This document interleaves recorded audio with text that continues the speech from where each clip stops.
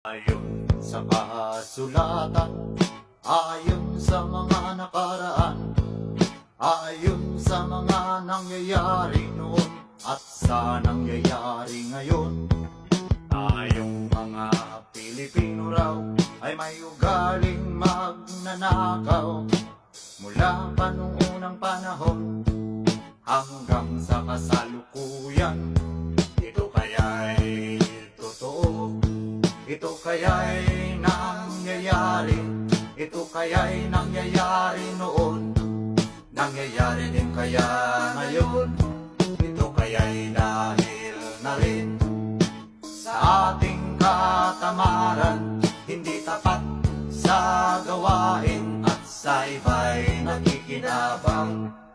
Tingnan mo ang iyong sarili, suriin mo ang iyong ginagawa. Ikaw ba'y